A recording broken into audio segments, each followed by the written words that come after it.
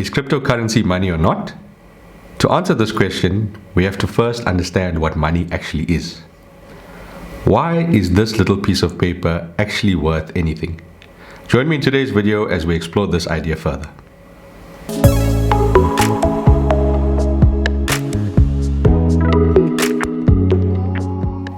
Hey guys, welcome back to the channel.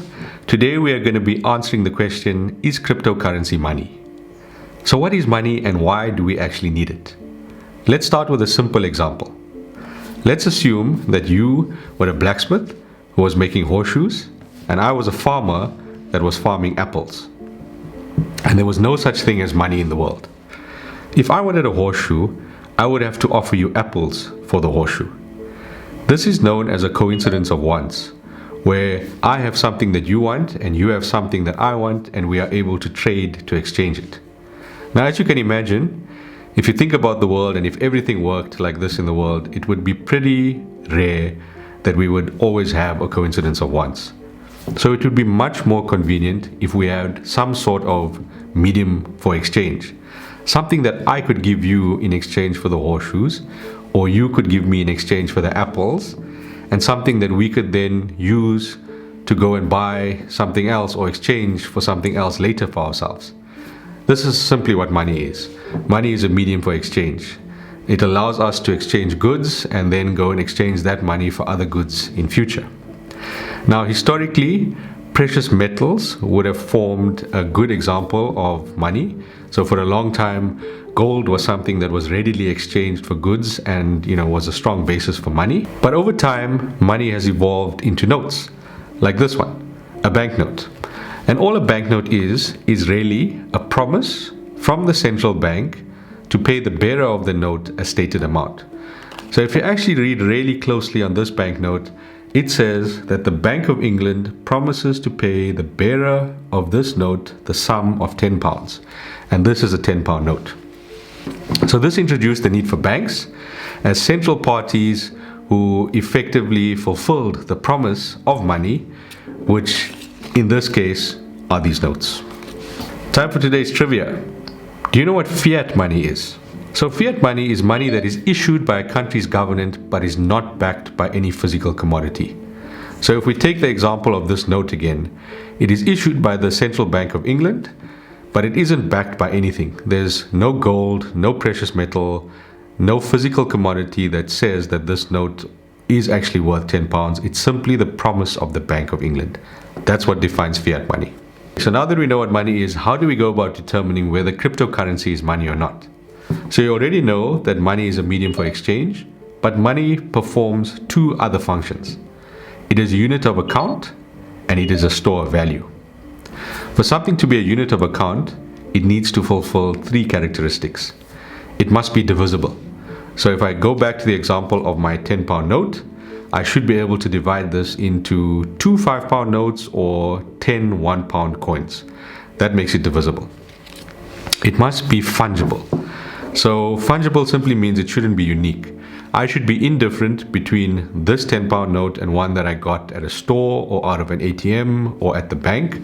There should be nothing unique about this, and it should be readily interchangeable, and it should be countable, which, as you know, notes are.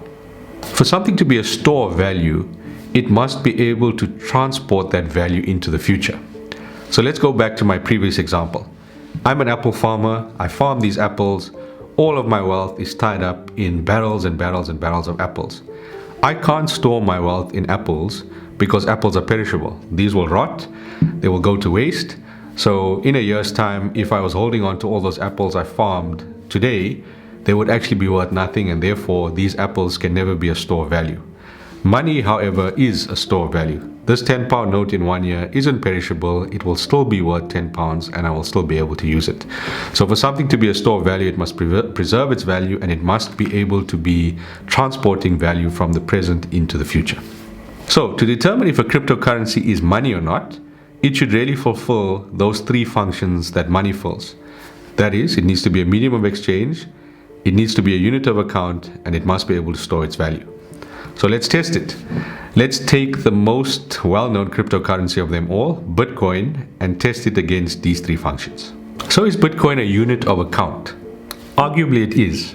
Remember, for it to be unit of account, it must be divisible, it must be fungible, and it must be countable. Bitcoin is divisible. The smallest unit of Bitcoin is the Satoshi unit. So we know that we can divide a Bitcoin up into smaller units. So it meets that criteria. It is fungible because there is no difference between one Bitcoin and the next. And it is countable. We can count 1, 2, 10, 15, or 20 Bitcoins. So Bitcoin does meet the 3 criteria of a unit of account. And I think we can put a tick in that box. Is Bitcoin a medium for exchange? Yes, it kind of is a medium for exchange. We could buy things on the Bitcoin network now. You and I could agree to exchange a horseshoe and an apple for some fraction of Bitcoin, as long as we could agree what that was. And last year, the company Tesla actually bought $1.5 billion worth of Bitcoin onto its balance sheet with a view to allowing its customers to use Bitcoin to buy Teslas. Now, unfortunately, they later stopped that because of environmental concerns around mining Bitcoins. But both Microsoft and Tesla at some point in the last year had decided to accept Bitcoin in exchange for their products. So this tells us that Bitcoin can be a medium of exchange, but it isn't quite there yet, because it's not like I could take my Bitcoin and go out and buy a Coke or anything else at this point in time. So we'll give that one a partial tick. Can we consider Bitcoin a store of value?